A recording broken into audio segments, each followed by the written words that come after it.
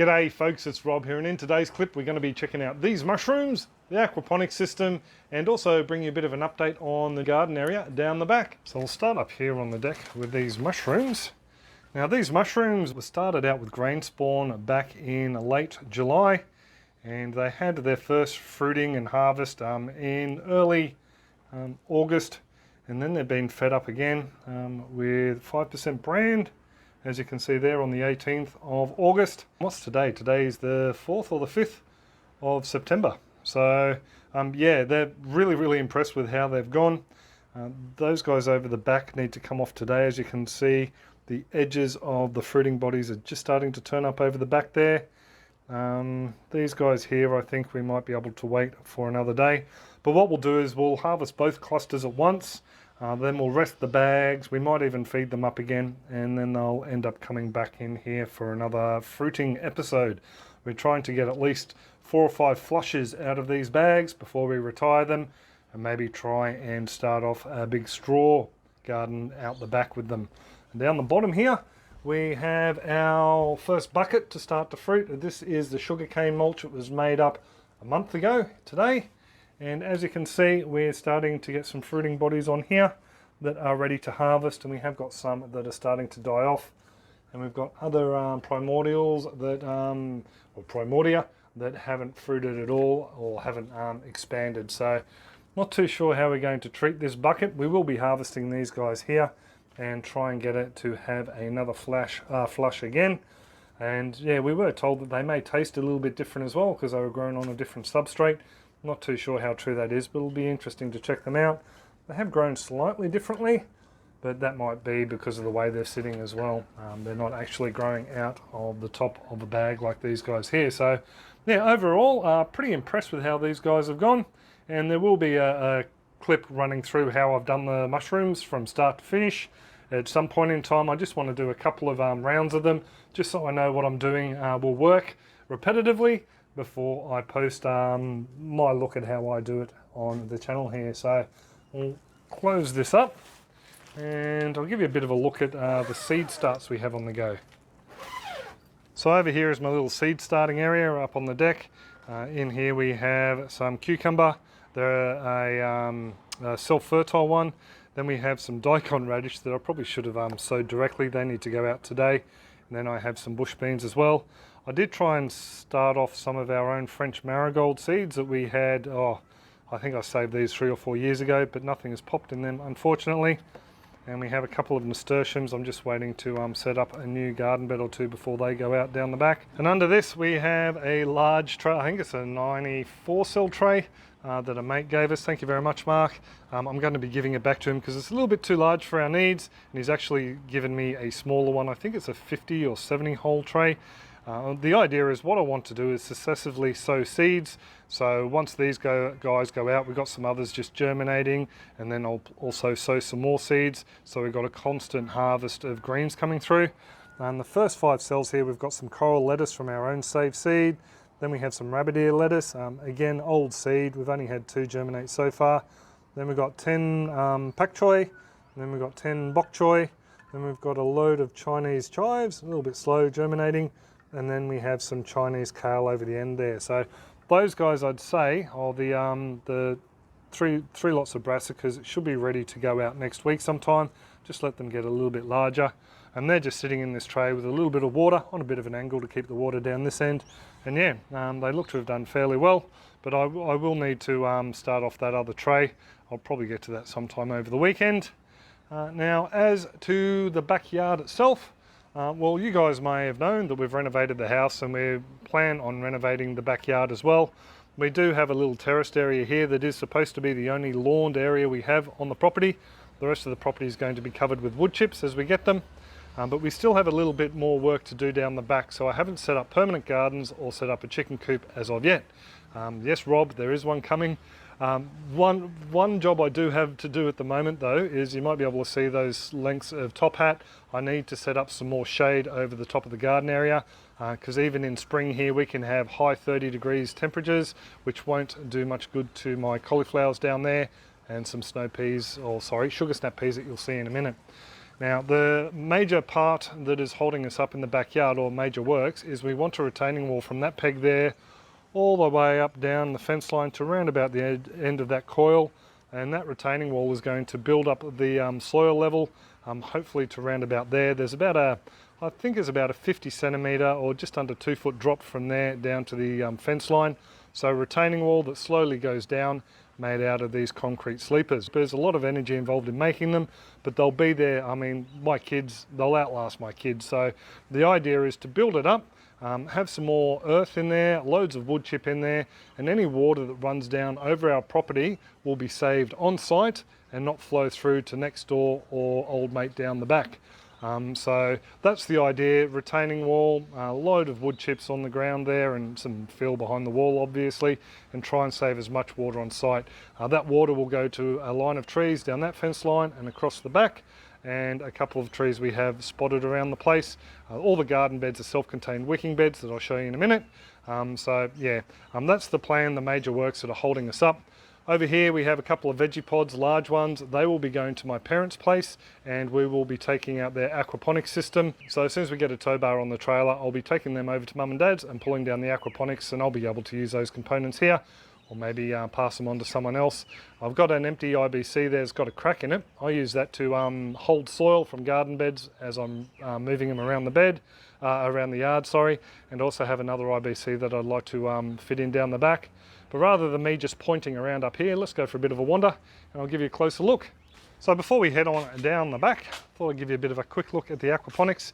We are having a few issues with aphids on them at the moment. You might be able to make out the little dots in there. I've just been going around and squishing them as I see them. But I did notice earlier we had a ladybug crawling around this bok choy here. Oh, there we go. I've just caught them in the act, sorry fellas. Yeah, so they're going around there and they're munching on the aphids themselves. But what I'm hoping to do is harvest some of these larger ones. There's that one there, and maybe 2 or 3 from up this end here. We'll probably use 3 in dinner tonight, and whatever's left, actually that one's nice and big down in there as well, and they'll just be cleaned off. We'll get the aphids off them and pop them in the fridge, and we'll use them in another night's meal. And then I'll come back down here and I'll spray them with a soapy water solution. It's basically 2 teaspoons of soap per litre or quart of water, and spray directly on where I see the aphids themselves, because I can't get my fingers in there and squash them all without damaging the leaves. So give them a bit of a spray, and that spray won't harm the ladybugs, but will make the outside of the aphids basically susceptible to breaking down and killing them that way. I just saw a third ladybug running around there. So we've got 3 of them on the plant. So it would be great to let them take over and look after all the aphids, but I'm a little bit concerned that some of those seedlings I showed you before might get attacked when I plant them out down here. I'm planting some in that little gap there, and I've also got another big gap over here. I just noticed a 4th ladybug up in there, so they're absolutely crawling over these guys. That's good. Maybe some of them did decide to stay. I walked around the backyard yesterday, collected a few and brought them up here, but most of them buggered off over to that Mizuna over there. So yeah, that's enough about the aquaponics. And no, Lizzie, we're not going to play ball just yet. Sorry, sweetie. Take a wander down the back. Down in this end bed here, this is one of the first ones we made. I used soil out of an old turmeric bed that was over the back behind that turmeric bed to fill up this one. Unfortunately, without realizing it, I've introduced nematodes. So there must have been nematodes in that wicking bed. You can tell by the gnarly galls all over the root of this chard plant. So that pretty much all explains why the chard never did much chop in there, and these peas were so slow at taking off. And just to give you a bit of a comparison, see that borage down there? That is the same age as this borage here, and white butterfly, this borage over here. So yeah, I definitely think the nematodes have retarded the growth of these plants somewhat. All the roots from the plants, when the bed gets cleaned out, will either be solarized in a black plastic bag or will be tossed in the bin. And that way, none of the little baby nematodes down in there will reinfect the soil elsewhere in the patch or the compost. And just to let you know too, not all nematodes are bad. The root knot nematodes are that we get here, and I think you folks down in Florida and the US, you have issues with them as well. Some nematodes are actually beneficial. So yeah, don't think all nematodes are bad, folks. Now, to treat the soil in the bed once the plants are gone, what I'll be doing is growing a mustard green crop. I'm going to use Osaka purple. I've used them before. I'll grow them to around about 8 to 12 inches tall, or 20 to 30 centimeters. Then I'll cut them down, mulch them up, and dig them through the soil. Make sure the soil is mulched and moist, and as they break down, they will release compounds that kill the root knot nematodes. And because these are self-contained wicking beds, they've got nowhere to run, nowhere to hide, and hopefully we can knock them on the head. And then after that's all broken down and I'm happy that it's all composted away, what I'll do is I'll plant nematode resistant crops in there. And one of those crops is brassicas. They're not susceptible, so maybe I'll put in some kale or something like that and try and break the cycle. And then yeah, after a while I'll plant out a tomato or an eggplant.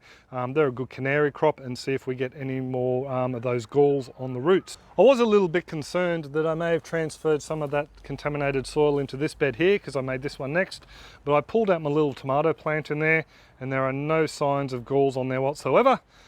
So yeah, no issue with them in that bed there.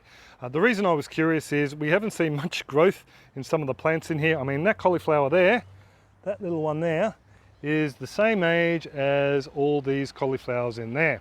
So I think what's happened is when I remade the bed, I just didn't add enough nutrients in here, and the two broccolis and the kohlrabis in here just pretty much will have used up all the nutrients. So yeah, all these plants need to come out, and then I'll feed up this bed with some of those microbially activated rock minerals and see if we can get a better yield next time. I am going to leave them a little while though, because we've got loads of little broccoli shoots.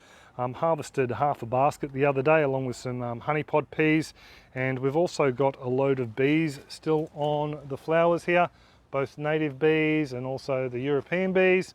Here's one of the little native bees in action. So I think I'd pretty much will like to give these guys some feed for another week or two, and then we'll look at removing the plants, transplanting the clumping onions, and trying to feed this bed up for a higher production later on.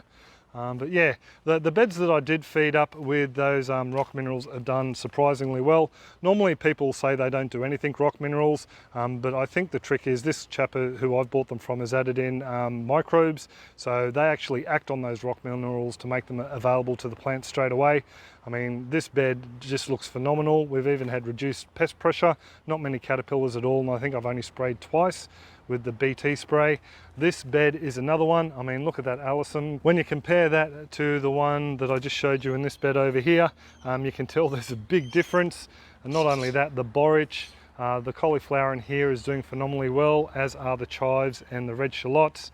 And this other bed up here, this is another polyculture bed, just basically meaning different plant varieties in here. It's done really well too. So we have some more honey pod peas in there that are a little bit wilty because it's hot today, as well as some all year basil, some cauliflower, a couple of lots of carrots, normal basil, sweet basil, borage, and we also have a little seaside daisy down here as well. And some more baby carrots that are just coming up down the bottom there. And yeah, these beds have just done so well with the rock minerals. I mean, they're not a miracle fix to your garden bed. Obviously, I still need to put compost in there to feed up the soil, the life in the soil. But I think those minerals just add that little bit extra that help the plants grow healthy.